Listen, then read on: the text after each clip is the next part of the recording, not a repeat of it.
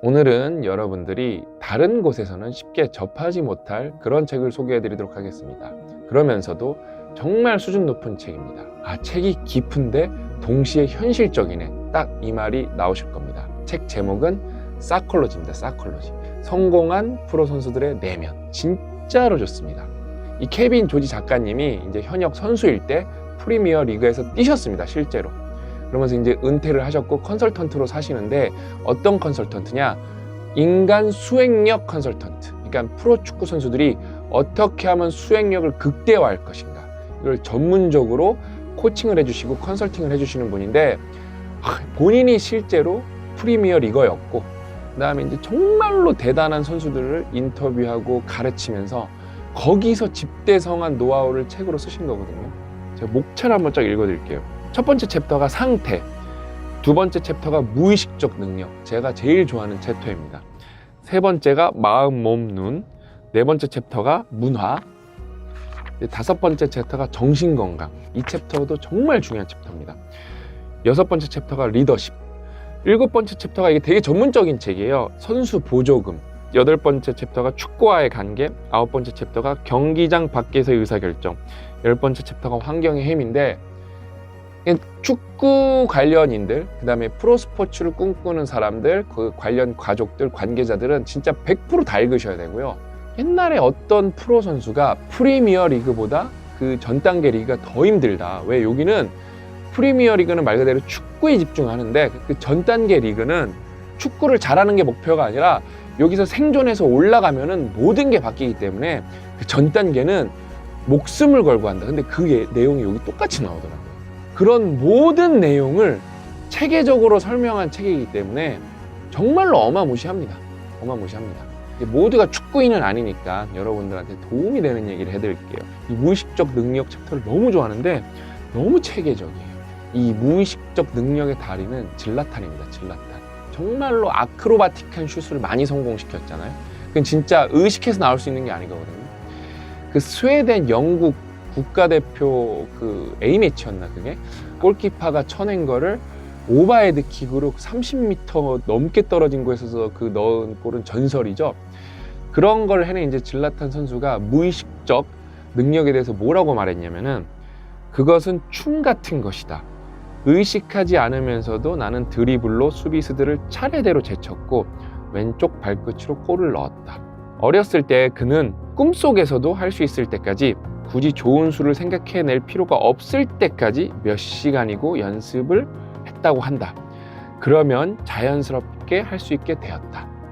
이게 여러분 무의식적 능력입니다. 그러면서 여기서 그냥 말장난이 아니라 말로만 이렇게 되게 번지르르하게 하는 게 아니라 그 단계에 대해서 차근차근 설명을 해줍니다. 이제 능력에는 4가지 단계가 있는데 여러분, 첫 번째가 뭐냐면은 우리가 가고 싶은 거는 무의식적 능력입니다. 근데 그 최하 단계가 뭐냐면은 무의식적 무능력입니다. 근데 무의식적으로 무능력한 거, 그러니까 의식하지도 못하고 능력도 없는 겁니다. 그러니까 이게 뭐냐면은 새로운 기술을 처음 시도할 때는 그것에 대해 거의 알지 못하고 잘 구사할 수도 없다. 잘 구사하고 싶지만 걸림돌이 있다. 무엇을 모르는지 모르기 때문이다. 다음 단계로 올라가기 위해서는 자신의 현재 수준과 새로운 기술의 가치를 파악해야 한다. 이제 메타인지 올려야 된다는 얘기죠. 두 번째는 뭐겠어요? 능력은 여전히 없지만 의식을 하기 시작하는 겁니다. 의식적 무능력입니다. 이게 2단계입니다. 본인이 무엇을 모르는지 알고 있고 새로운 기술의 가치를 인식하고 있는 단계이다. 이 단계에서는 실수가 무척 중요하다. 실수를 저지를 때마다 더 깊이 이해하고 더 많은 피드백을 받을 수 있기 때문이다. 이제 내가 의식한 거예요. 근데 능력은 없어. 이때 뭐가 제일 중요하다? 실수가 제일 중요하다는 겁니다. 이제 3단계는 뭐냐면은 의식적으로 능력이 생기는 단계입니다. 어떤 기술을 잘 구사하기는 해도 자동적으로 되지 않는 단계다. 그 기술을 잘 구사하려면 아직 관심을 쏟고 정신 에너지를 써야 한다. 의식적인 주의 집중이 필요하다. 네 번째 단계가 뭐죠? 무의식적 능력입니다. 우리가 가고 싶어하는 궁극의 단계입니다. 이것은 어떤 기술을 완전히 집중한 채 구사하는 수준에서 벗어나 그냥 자동적으로 구사하는 수준에 도달한 단계이다. 의식적 능력 수준에서 무의식적 능력 수준으로 올라가는 데는 연습과 꾸준한 반복이 필요하다. 이게 정말 중요한 거예요.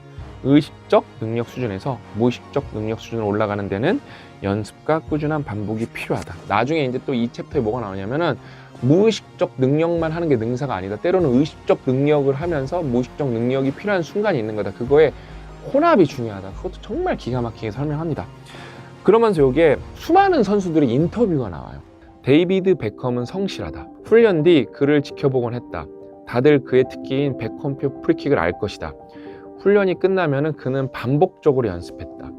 그 점이 프리킥의 비결이었다. 크리스티아누 호날두는 헛다리 짚기를 반복적으로 연습했다. 호날두가 이 헛다리 짚기를 진짜 잘하잖아요. 막 발이 왔다가 막 이렇게 막 날아다니잖아요. 이렇게. 그는 발목에 중량 밴드를 찾다가 벗었다가를 했다. 그의 발은 마치 자동차의 한 유리퍼 Y처럼 움직였다. 그러니까 이 프로 선수가 프로 선수들 관찰한 거 인터뷰가 되게 많아요. 그 다음에 이제 이 선수는 더 성공할 수 있었는데 왜 실패했는지 그런 거를 설명해 주는 부분도 있습니다. 너무 좋습니다. 이 책이 진짜. 앤서니 가드너 선수라는 얘기고 토트넘에서 뛰었었고 잉글랜드 국대도 했었대요. 토트넘에서 헐시티로 옮겼고 선수의 역할이 바뀌면서 더 큰 책임감을 느꼈다. 헐시티에서 나는 선배급 선수였고 리더로 평가되었다. 감독은 나를 주축 선수로 꼽았다. 반면 토트넘 시절에는 출전 명단의 앞자리에 속하지 않았고 주전 선수가 아니었다. 이제 적극적으로 나설 때가 되었다는 생각이 들었다. 헐시티에서도 몇 가지 부상 문제가 있었지만 대체로 마음이 편했다. 축구를 더 즐겼고 압박감이 줄었다. 토트넘 같은 구단에서 뛰는 것 자체로 압박감이 생긴다. 프리미어 리그의 5대 강팀권과 중위권 팀에서의 압박감 수준은 전혀 다르다. 이런 데서 이제 배울 수 있는 거죠. 토트넘 시절에 나는 압박감을 이기지 못하고 무너지는 선수들을 지켜봤다. 나도 그랬다. 너무 가슴이 아프고 참 이게 힘든 거죠. 다 거기까지 가는 게 꿈인데 거기까지 올라가서 무너지는 거예요. 압박감에 사로잡히면 실력을 제대로 발휘할 수 없다. 그때 주위의 도움을 받아 압박감을 대처했다면 틀림없이 더 나은 선수가 되었을 것이고 토트넘 구단도 나를 더 나은 선수로 평가했을 것이다. 20대 후반이나 30대 초반이 될 때까지 나는 축구의 정신적인 면에 대해 언급한 적이 없다. 단 한 번도 없다. 뒤늦게 그 중요성을 깨달았다. 앤서니 가드너 선수가 이 책을 읽고 프리미어 리거가 됐더라면 토트넘에서 살아남았고 빅5에서 살아남았겠죠. 제가 이거는 주변 분들한테 계속 말씀드리는 건데 여러분이 잘 되면 잘 될수록 직장에서 진급을 하면 할수록 여러분의 사업이 잘 되면 잘 될수록 여러분이 뭐 SNS에서 인기가 많아지면 많아질수록 거기에 비례하게 어떤 악플, 어떤 험담들은 무조건 따라오게 돼 있습니다. 그거를 못 이겨내서 무너지는 거죠. 한 방에. 저는 이 얘기를 몇 년째 하고 있는데 이런 책을 보고 나니까 더 확실해지는 거죠. 그래서 그 멘탈 훈련이 되게 중요합니다. 사이콜로지, 축구가 관한 얘기인데 할 얘기가 너무 많죠. 그냥 일반인 분들도 너무 유익하고 재밌게 보실 수 있는 책이고 축구를 좋아하시는 분들은 더 재밌게 볼 수 있는 책이고 그 다음에 프로 스포츠를 좋아하시는 분들은 다 재밌게 볼 수 있는 책이고 그 다음에 여러분이 프로 스포츠 선수를 꿈꾼다. 관련 지도자, 그 다음에 부모, 그 다음에 내 친척이나 동생 중에 어떤 프로 운동을 하는 선수가 있다. 이 책만큼 엄청난 가이드를 해줄 수 있는 책이 없습니다.